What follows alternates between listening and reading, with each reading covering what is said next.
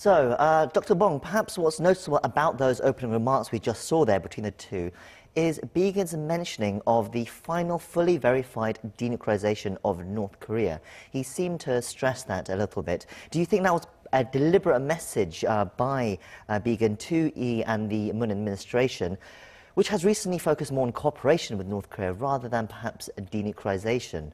Right, definitely. I think it is a very stern and clear response to Representative Mr. Lee Do-hoon's remark that we do not have daylight whatsoever between our two allies, that is the United States and South Korea.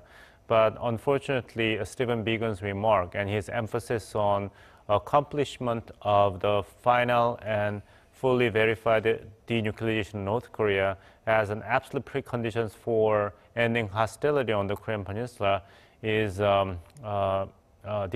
expression of disagreement. That unfortunately there is daylight between the two allies in terms of sequencing the denuclearization process and improving the inter-Korean relations. And two allies need to have a very candid, although very difficult discussions, and tighten the bolts before the problem gets any worse. So a clear message seems to be to his South Korean counterpart. But of course, Lee Do-hoon wasn't the only person Biegun met on Tuesday. He also met with the South Korean Foreign Minister Kang Kyung-wha. And then on Tuesday, he also met with the Unification Minister Chung Eui-yong, along with the President's National Security Advisor Jong Eui-yong as well. So a whole line of South Korean senior officials that he's been meeting with. What do you think Biegun is looking to achieve with all these series of meetings, especially people like Chung Eui-yong, the Unification Minister, who's not really meant to be involved with relations with the US. The Unification Minister is meant to be in charge of just interaction with North Korea.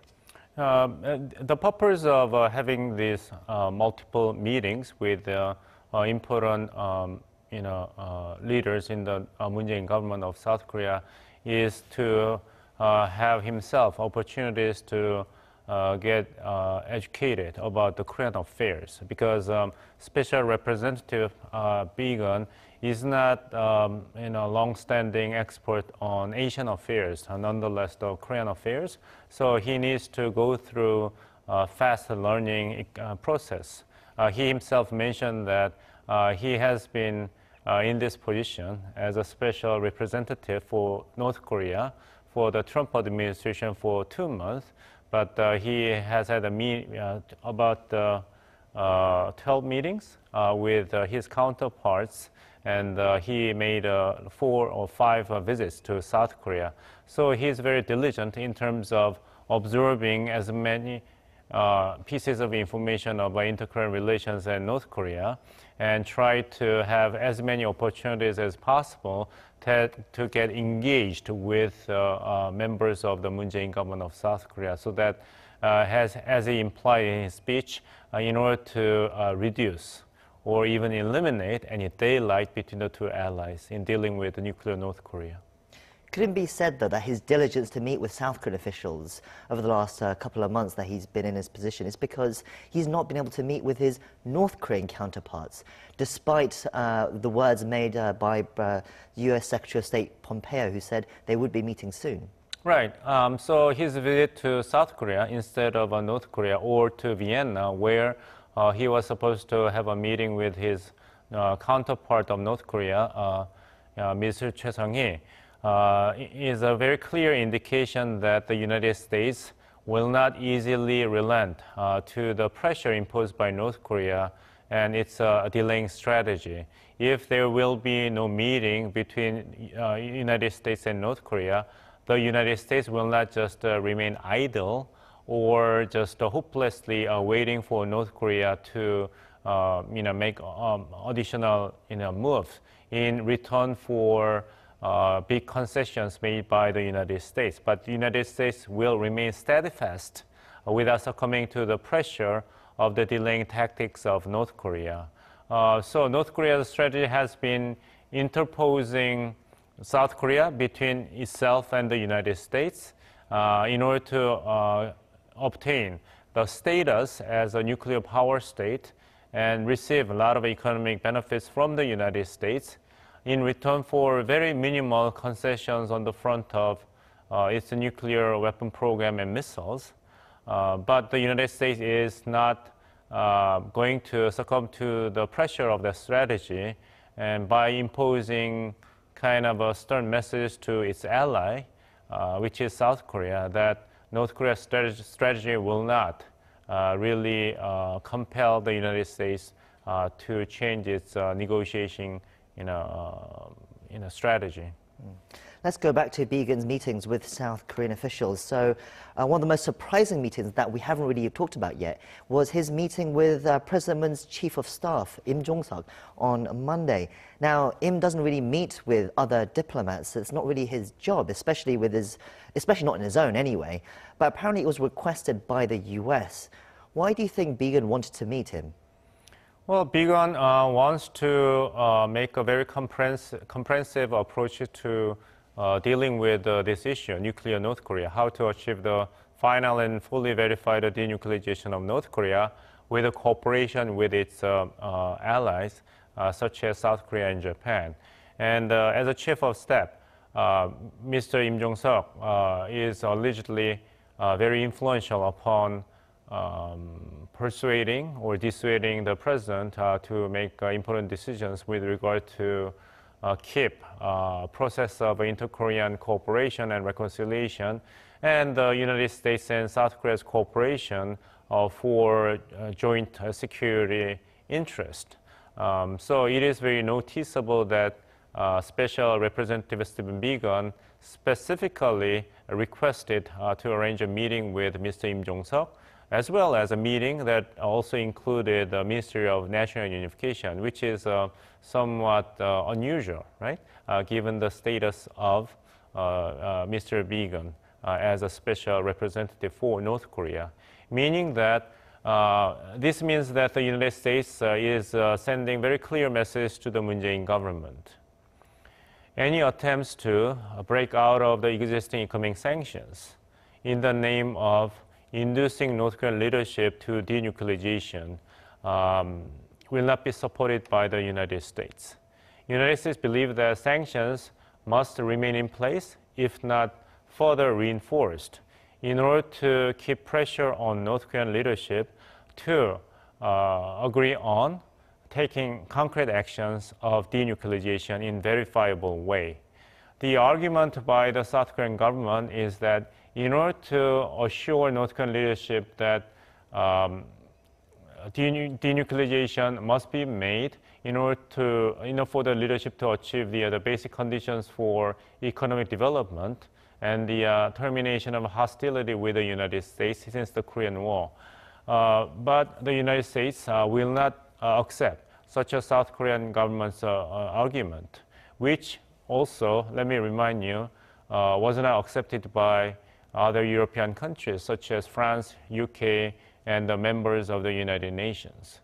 So, as reiterated in his speech, Stephen Biegun emphasized that South Korea and the United States have a shared goal here, which is to bring the end of the 70 years of war and hostility on the Korean Peninsula. United States, North Korea, and South Korea are on the same page with regard to that point. The difference is that United States believe that in order to achieve that shared goal, the primary requirement is to get to that endpoint is to achieve a final and fully verified denuclearization of North Korea. So the order cannot be reversed according to the Trump administration's basic position. Yeah. So, I mean, Biegun's message must be really alarming and disappointing to the Moon Jae-in government of South Korea. You say that, but according to the readout from the Blue House, when Im met with Biegun said that he hoped for South Korea's support to have a successful North Korea-US summit soon. Doesn't that suggest that despite these warnings from Washington, they still need South Korea's involvement to try and help the negotiations between North Korea and the US as well? Not necessarily. If there is North Korea's opposition to the continuation of economic sanctions, North Korean government may walk away from this scheduled summit meeting with the United States. And if South Korean government will not take any actions that would ease existing economic sanctions, especially the one imposed by South Korea as an independent measure, such as the May 21st measures or the resumption of Kaesong Industrial Complex, then North Korea may take an issue at non-action by South Korean government and begin criticize South Korea as a puppet of the United States. And the criticism toward the Moon Jae-in government of South Korea may escalate into criticism toward the Trump administration for its failure to respect and carry out the basic agreements forged in the Singapore summit in June this year. Then the basic conditions for the realization of second DPRK-US summit meeting may unravel. So in that regard, that South Korean government and the United States government may need each other to make sure that North Korea will not walk out of this negotiation table. So we'll have to see how that pans out as well. Before we go, there are also reports circulating that the US is holding behind-the-scenes talks, at least, with North Korea for Pompeo to meet with North Korean officials in US next week. And now they cite unnamed South Korean diplomatic sources in these reports. But it seems it could immediately happen after the results of the US midterm elections are announced. It seems like both sides, the US and North Korea, have been waiting for these midterm elections to happen and then move from there. Could the North Korea agenda be picked up again after the elections, do you think?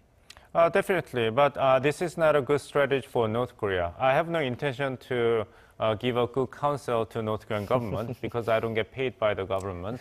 But it was a strategic mistake, in my personal opinion, for North Korean leadership to have taken too much time. It seems like Pyongyang has exaggerated the relevance of the result of the midterm election to the Trump administration's approach to denuclearization of North Korea.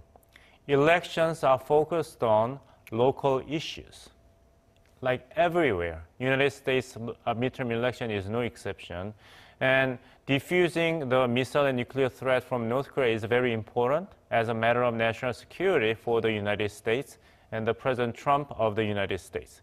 But midterm elections are run by local, regional issues, not national security issues or North Korea. So North Korean government made a strategic mistake to believe that it could play pressure on the Trump administration by delaying the negotiation until the day of the midterm election. Well, that's where we'll have to wrap it up. Thank you for coming in today, as usual. It's always great to get your thoughts on everything. You're welcome.